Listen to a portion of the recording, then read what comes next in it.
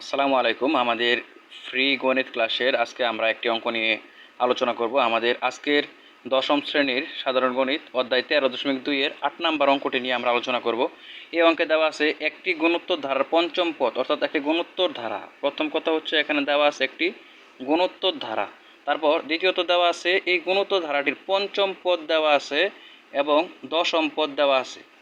এখন আমাদের বের করতে হবে ধারাটির তৃতীয় পদ কত।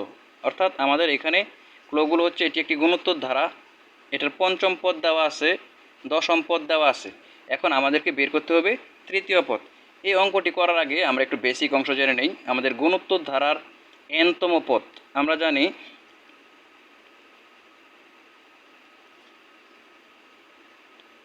জানি গুণোত্তর ধারার এনতম পদ, গুণোত্তর ধারার এনতম পদ, এনতম পদের একটি সূত্র আছে। গুণোত্তর ধারার এনতম পদ সমান হচ্ছে a r⁻n−1। এটি হচ্ছে গুণোত্তর ধারার এনতম পদের একটি সূত্র। সূত্রটা হচ্ছে a r⁻n−1। এখানে এ হচ্ছে ধারাটির প্রথম পদ এবং আর হচ্ছে ধারাটির সাধারণ অনুপাত, আর এন হচ্ছে ধারাটির কততম পদ, এটি হচ্ছে এন। তাহলে আমাদের এখানে যেহেতু প্রথম পদ দেওয়া নেই, তাহলে আমরা ধরি ধারার প্রথম পদ সমান হচ্ছে এ। তারপর আমরা ধরে নিই সাধারণ অনুপাত। যেহেতু আমাদের জানা নেই, আমরা ধরে নিলাম সাধারণ অনুপাত সমান আর। তাহলে আমাদের এখানে দেওয়া আছে কি পঞ্চম পদ এবং দশম পদ। তাহলে আমরা ধরে নিই যে এখানে পঞ্চম পদ, তাহলে পঞ্চম পদ কত হয়? তাহলে পঞ্চম পদ হচ্ছে a r⁻, এখানে যেহেতু পঞ্চম পদ তাহলে 5-1, অর্থাৎ এখানে n ছিল কততম পদ, তাহলে এখানে যেহেতু পঞ্চম পদ তাহলে আমরা n এর মানটা নিব কত? 5। সমান দেওয়া আছে এখানে 2√3/9। এটিকে আমরা যদি এখন ক্যালকুলেশন করি তাহলে কি পাওয়া যায়? a r⁻, 5 থেকে 1 মাইনাস করলে আমরা পেয়ে যাচ্ছি a r⁻4 সমান আমরা পেয়ে যাব কত? 2√3/9। এটিকে আমরা 1 নাম্বার সমীকরণ নিলাম। তারপর আবার এখানে দেওয়া আছে দশম পদ দেওয়া আছে কত? দশম পদ হবে a r⁻10-1 সমান দেওয়া আছে 8√2/81। এটা আমাদের প্রশ্নে দেওয়া আছে। তাহলে এটা যদি আমরা ক্যালকুলেশন করি কি পাওয়া যায়? a r⁻10 থেকে 1 মাইনাস করে থাকে a r⁻9 সমান আমরা পেয়ে গেলাম 8√2/81। এটাকে আমরা নিলাম 2 নং সমীকরণ। এখন প্রশ্ন হচ্ছে আমরা 1 নং এবং 2 নং সমীকরণ কেন নিলাম, আর এটা নিবই কেন, অথবা না নিলে কি হয়? তাহলে আমাদের কিন্তু যেহেতু আমাদের তৃতীয় পদ বের করতে হবে, তাহলে আমরা অবশ্যই জানি যে আমরা যদি তৃতীয় পদ বের করতে চাই তাহলে কিন্তু অবশ্যই আমাদেরকে বের করতে হবে a r⁻3-1, অর্থাৎ ar²। এটি কিন্তু আমাদেরকে বের করতে হবে। যেহেতু আমরা ar² বের করব, তাহলে আমাদেরকে প্রথমে a এর মান বের করতে হবে এবং r এর মান বের করতে হবে। তাহলে আমরা a এবং r এর মান বের করার জন্যই আমরা মূলত এখানে 1 নং এবং 2 নং সমীকরণ নিয়েছি। এখন আমরা এই 2 নং সমীকরণ আমরা এই 2 নং সমীকরণকে 1 নং সমীকরণ দ্বারা ভাগ করি। তাহলে ভাগ করলে কি হয়? তাহলে 2 নং সমীকরণটা ছিল a r⁻9 ভাগ হচ্ছে a r⁻4। এটিকে আমরা ভাগ করে আমরা r এর মান নির্ণয় করব। r এর মান নির্ণয় করার পর আমরা এখান থেকে a এর মান নির্ণয় করব। তাহলে আমরা দেখি এটাকে ভাগ করলাম, তাহলে a r⁻9 এর মান ছিল 8√2/81, আর এখানে a r⁻4 এটার মান ছিল আমাদের এখানে 2√3/9, আমাদের এটা মান দেওয়া ছিল। তাহলে এখন আমরা যদি একটু দেখি এখানে এটা আর এটা কাটাকাটি করা যায়। সূচকের নিয়মে এই দুইটা আর থেকে আমরা একটি আর নিতে পারি। তারপর এখানে 9, যেহেতু এটা ভাগ আছে, ভাগ থাকলে পাওয়ারগুলো বিয়োগ করতে হয়, বিয়োগ করলাম। এখন এখানে যেহেতু এটা ভাগ আকারে আছে, আমরা এটাকে ভগ্নাংশটাকে গুণ দিয়ে আমরা এটাকে কিন্তু উল্টিয়ে দিতে পারি। তো উল্টিয়ে দিলে এখানে 9 নিচে ছিল, এটা উপরে চলে যাবে, আর এখানে 2√3 উপরে ছিল, এটা নিচে চলে আসবে। অবশ্যই ভগ্নাংশের এইগুলোর ক্ষেত্রে আপনাদেরকে অবশ্যই মনে রাখতে হবে লব কিন্তু সবসময় ঠিক থাকবে, হরগুলো কিন্তু গুণ দিয়ে উল্টিয়ে দিতে হয়। তাহলে আমরা এটা কাটাকাটি করি, করলে হয় এত 4 × 2 = 8, অর্থাৎ নিচে থাকে 9√3 আর উপরে থাকে হচ্ছে কত? 4√2। এখন এখানে একটু মনোযোগ দিয়ে বুঝতে হবে, এখানে আমরা যদি বিয়োগ করি তাহলে বিয়োগ করলে পারবো r⁵। এখানে আমরা পেয়ে গেলাম 9 থেকে 4 বিয়োগ করে r⁵। ঠিক একই দিকে আমরা যদি ওই পাশে দেখি তাহলে এখানে আমাদের অবশিষ্ট রয়ে গেছে 4√2, আর এখানে রয়ে গেছে কত 9√3। এখানে বোঝার বিষয়টা হচ্ছে যে আমরা এখানে এই 4কে যদি ভাঙাই, অর্থাৎ 4কে যদি ভেঙে ভেঙে লিখি তাহলে আমরা লিখতে পারবো 2 আর 2 দুটো গুণ করলে 2 দুগুণে 4 ইন্টু √2 আমরা এভাবে লিখতে পারি। আর 9কে আমরা ভেঙে কিন্তু এভাবে লিখতে পারি 3 ইন্টু 3, তারপর 3 3 9, তারপর আমাদের √3 আমরা কিন্তু এভাবে।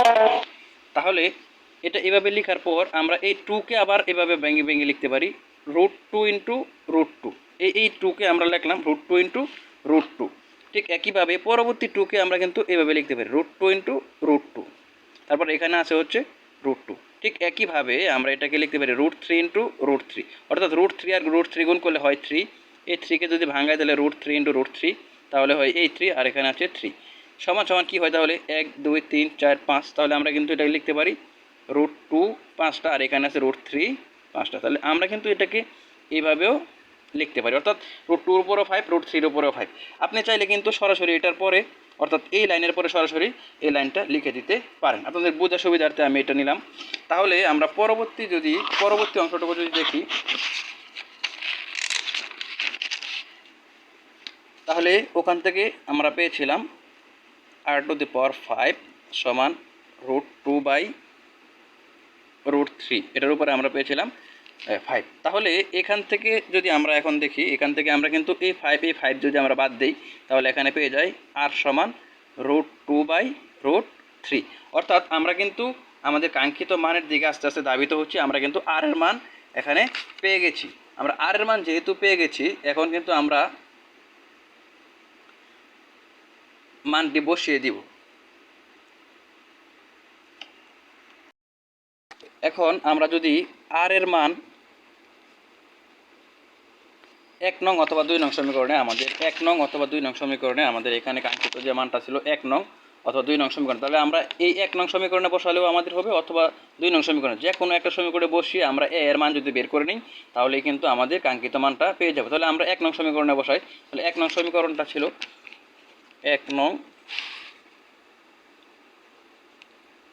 সমীকরণে বসি, আমরা 1 নং সমীকরণে বসাই। তাহলে 1 নং সমীকরণটা ছিল ar⁴ সমান ছিল 2√3/9। এটা কিন্তু ছিল আমাদের 1 নং সমীকরণ। এখন আমরা এর মানটা যেহেতু বের করব, আর এর মানটা আমরা পেয়েছি কত √2/√3, এটা কিন্তু আমরা এখানে বসায় দিলাম। তাহলে হয় কত 2√3/9। এখন আমরা এই এর মানটা যদি এখানে রাখি, এখানে কিন্তু আমাদের পাওয়ারটা 4 ছিল, তাহলে আমরা যদি এটা এখানে রাখি তাহলে আমাদের কি হয় সমান সমান এখানে 2√3/9। এটা কিন্তু আমাদের আগের থেকেই ছিল। ঠিক এখন এইভাবে আমরা যদি গুণ দিয়ে এটাকে ওই পাশে নিয়ে যাই তাহলে উল্টে যায় √3/√2, অর্থাৎ নিচেটা উপরে চলে গেছে, উপরটা নিচে। যেহেতু এটা এখানে গুণ আকার ছিল ওখানে গিয়ে ভাগ আকার হবে, তারপর আমরা গুণ দিয়ে উল্টা দিব। এটা আমরা এই সময় যেহেতু অনেকক্ষণ হয়ে যাচ্ছে আমরা খুব একটু শর্ট করলাম। তাহলে এখানে কত হয় 2√3/9 ইন্টু আমরা √2 উপরে যদি 4 হয় তাহলে √2 উপরে 4 আমরা যদি ক্যালকুলেটর চাপ দিই তাহলে কিন্তু আমাদের এই মানটা খুব সহজেই বের হয়ে আসবে। এটা আসবে হচ্ছে 4। কীভাবে 4 হলো? √2 উপরে 4, এটা কিভাবে 4 হয়? তাহলে √2 ইন্টু √2 ইন্টু √2 ইন্টু √2, তাহলে √2 আর √2 এই দুইটা গুণ করলে হয় 2, √2 আর √2 গুণ করলে হয় 2, 2 আর 2 গুণ করলে হয় 2 দুগুণে 4। এটাই আমি √2 উপরে 4 একবারে লিখলাম হচ্ছে 4। ঠিক একইভাবে √3 উপরে 4 মানে হচ্ছে 3 ইন্টু 3, তাহলে 3 3 9, এভাবে হবে। তাহলে 9 আর 9 কাটা যায়, 2 আর 4 কাটা যায়, 2 দুগুণে 4। তাহলে এর মান আমরা আলটিমেটলি পেলাম কত √3/2। এটি কিন্তু আমরা পেয়ে গেলাম এর মান। এখন আমাদের এর মানও পেয়ে গেলাম এবং আমরা আর এর মানও কিন্তু পেয়ে গেলাম।